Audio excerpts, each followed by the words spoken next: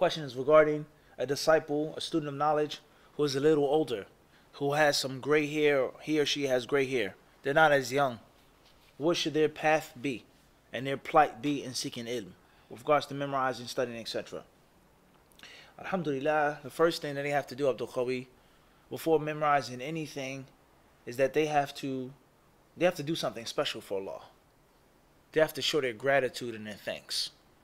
For Allah subhanahu wa ta'ala to allow someone to grow old and not seek knowledge, most of their lives, how they previously lived, but to put that spark in their hearts and the idea and that light bulb in their minds at an old age, that's a tremendous ni'mah.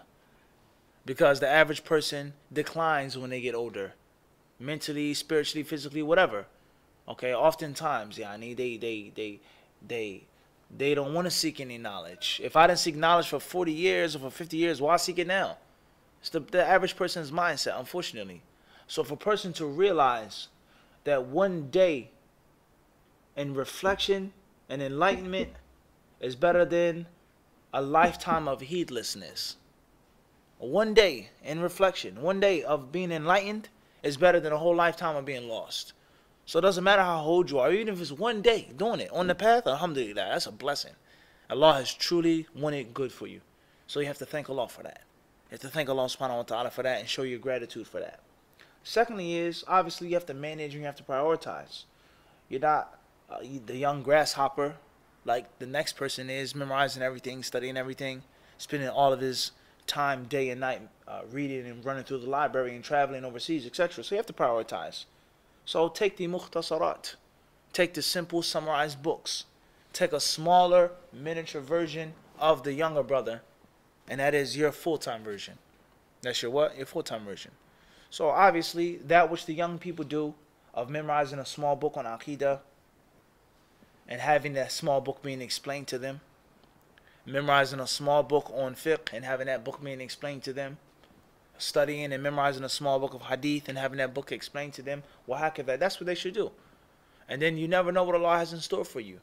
You may be 60, 70, older, and you may live longer. And Allah may allow you to go into the next stage, into the next phase. What's important is locking down the usul, the foundations, lock down the foundations, and take a small summarized book and go at it at your own pace, And obviously, don't look at the next person.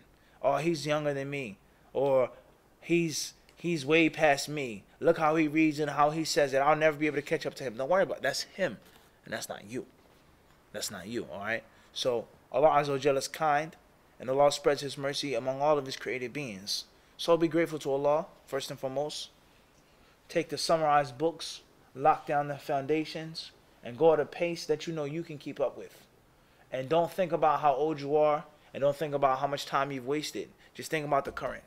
Just keep at it, inshallah ta'ala. And there were great scholars who came after they had studied in their old age. Like Imam Ibn Hazm, rahimahullah ta'ala. He started studying after he was 40.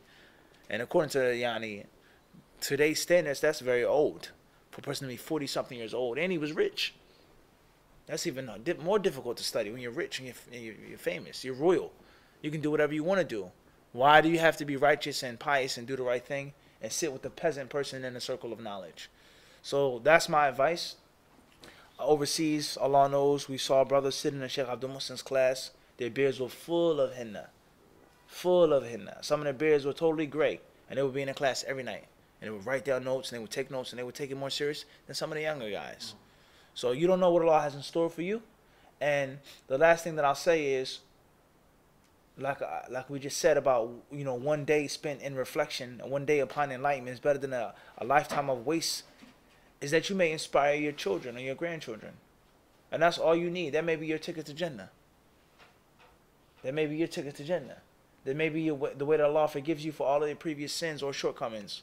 Or you may inspire other people in your family. Wow, my brother is seeking knowledge and he's older and he's this and he's that. SubhanAllah.